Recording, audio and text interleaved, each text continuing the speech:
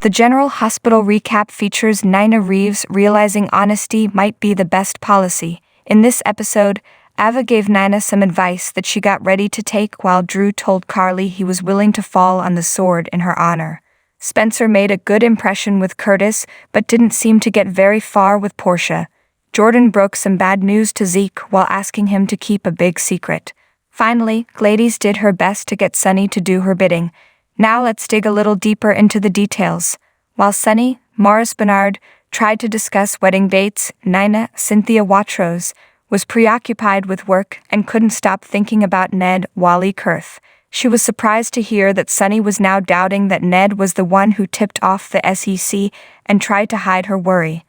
At least Ava, Maura West, stopped by to pick up Avery, Ava, and Grace Scarola and distract Nina. Sunny soon took a call from Dante and learned that the doctors were in the process of waking Ned, which only served to make Nina more worried.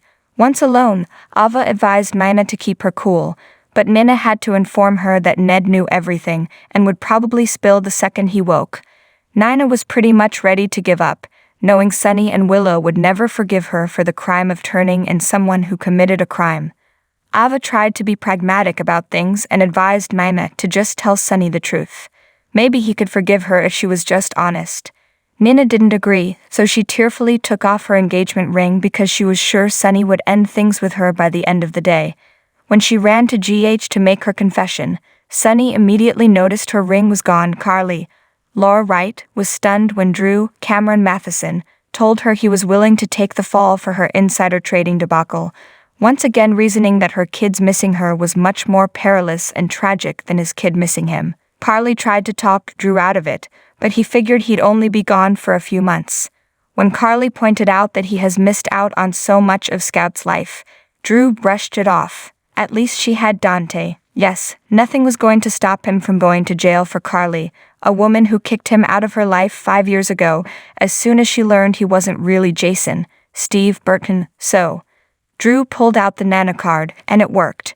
There was no way she could allow herself to go to prison and have Donna, Scarlet Brielle, raised by Sunny and Nina. Yes, Drew had to take the fall for her dumb stock purchase that cost her everything. Finally, Carly admitted that losing him would break her heart. Trina, Tabiana Ali, was happy when Spencer Nicholas Alexander Chavez showed up at the Metro Court pool for Curtis's, Donald Turner, birthday party bearing a gift, a signed limited edition painting called Jammin' at the Savoy. Spencer then impressed Curtis even more by thanking him for saving them in Greenland. When alone, Trina expressed how impressed she was with Spencer impressing Curtis like that. Even Portia Brooke Kerr was nice to Spencer, for a little while.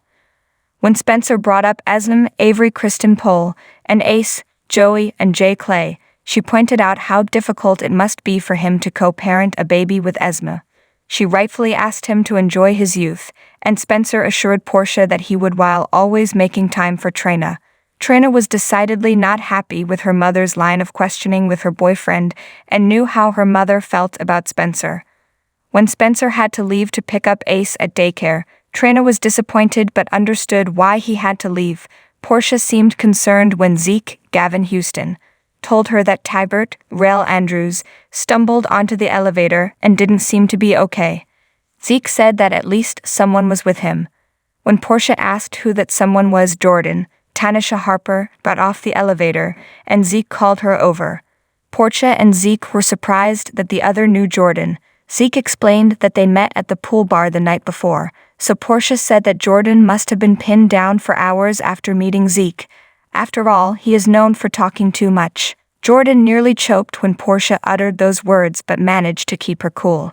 Zeke could see how awkward Jordan felt and questioned her once they were alone. She told him she was the police commissioner, and when he heard her last name, he immediately knew she was related to Curtis.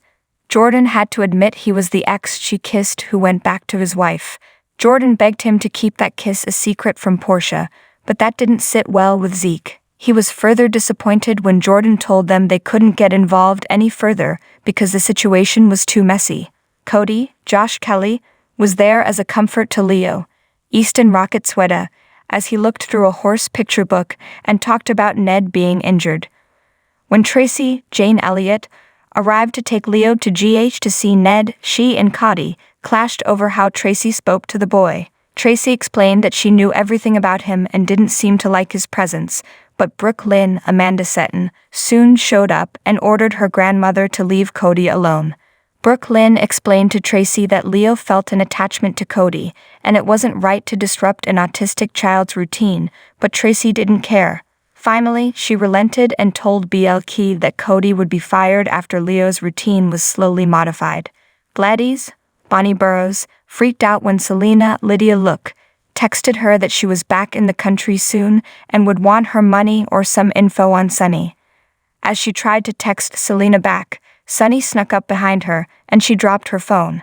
Sunny didn't see what was on it, but he did notice that Gladys was a nervous wreck. She explained that Sasha's Sophia Maxson appointment had her on edge, but Sunny was happy Sasha wanted to end her guardianship. Gladys argued that it was too soon, though Sunny pointed out that it wasn't up to Gladys to decide. Finally, Sunny agreed to talk to Sasha and to see if she had made the right decision. General Hospital spoilers reveal moments of truth, an unforgiving woman and a desperate man. You won't want to miss a moment of this exciting new episode. It's time to bring Ned Wally Kurth out of his twilight sedation and see if he suffered any brain damage after his fall. The situation seems like a precarious one as GH spoilers say that Olivia Lisa Locicero weighs an important decision and the Quartermains are left reeling. Does Ned wake up with no memory or was it too early to bring him out of his slumber? Meanwhile, Nina Cynthia Watrous worries about the same thing as she tries to tell Sunny, Morris Bernard, that it was she who tipped off the SEC about Carly's insider trading mess. Will they be interrupted with news about Ned before she can get the words out? After her appointment with the psychiatrist, Sasha Sophia Matson takes the time to visit Willow Catelyn McMullen, while Chase Josh Zwickard and Michael Chad Duell talk in the hospital halls about Chase's love life. Chase is not sure what to say about his relationship with Brooklyn, but it looks like Willow knows just what to say to Sasha. She tells her friend that there are some things in life that can't be forgiven, and that includes a parent being mean to a teacher when their stepchild is in the 3rd grade. That is worse by far than giving your daughter to a rapist cult leader. Will Sasha be able to offer a few kind words about Nina? The woman Sasha wishes was her mother. Cody, Josh Kelly, still hasn't beat those bracelet theft charges after nearly 2 months, but at least he has Sasha believing he is not the culprit, but she won't believe him on who is responsible. Sam, Kelly Monaco, can tell that Gladys, Bonnie Burroughs, was the one who set up Cody, and Cody knows it was her. To that end, Cody now officially enlists Sam's help to bring out the truth about Gladys. Is he more worried about keeping himself out of jail or saving Sasha from the woman who is supposed to be taking care of her and her interests?